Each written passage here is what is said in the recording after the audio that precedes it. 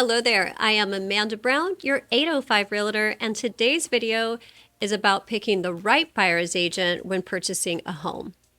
I will be going over my top 5 things to look for in your agent.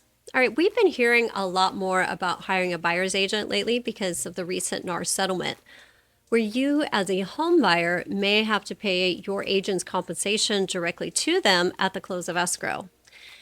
We have all been very accustomed to the seller paying the buyer's agent from their proceeds. But remember, the buyer ultimately has always really paid for their agent because a seller prices that in when setting their listing price. And that is still what I am seeing out there. Now, what is different? The buyer's agent's compensation no longer is called commission. It's negotiated along with the offer. But not to worry. Out there on the streets of real estate, I haven't seen much change, but this could change depending if it shifts back to a stronger seller's market, like for instance, if interest rates drop. So as you can see, this is why it is very important to pick a good buyer's agent, one that is really good at negotiation. So and remember, everyone's end goal is the same. The buyer gets the house, the seller makes enough to be able to sell the house, and both the agents are paid accordingly, preferably from the seller's proceeds.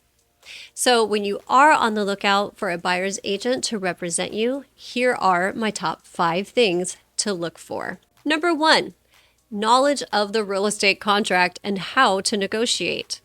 When I receive an offer as a listing agent, especially when there are multiple offers, it is more than just the highest price. Now, of course, the bottom line of what a seller is going to make on their property has the biggest influence, but there are other factors at play.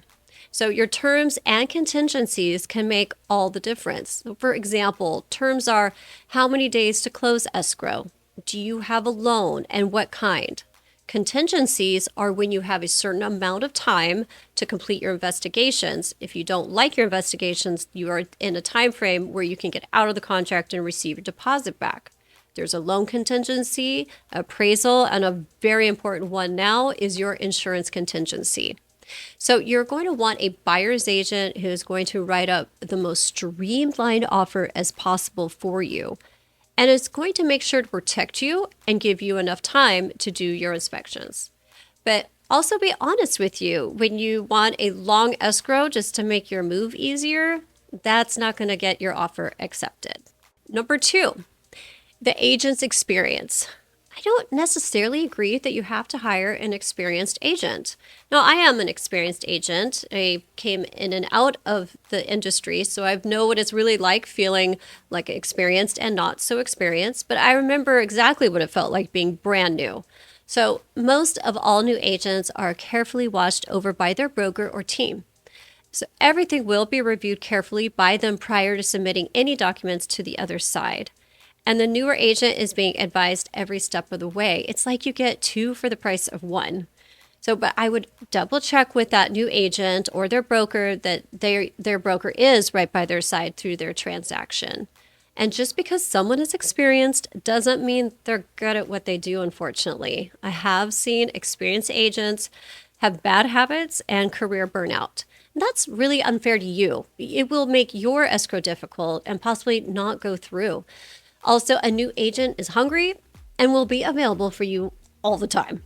Number 3, working with a top producing agent. If you want one-on-one care and attention, you probably won't get that with one of the busiest agents in your town. You'll be pushed to their buyer's agent and their assistant. You want to work with an agent who will treat you like you are their only client. Number 4, what is the attitude of your buyer's agent? I know this seems kind of odd that I would mention that, but I see this quite a bit. So this also coincides with burnout or straight up arrogance. Be sure it's not someone who seems to be like only concerned with getting paid. If you sense arrogance or that they're there just to be paid, please, you don't deserve that. I would move on to somebody else.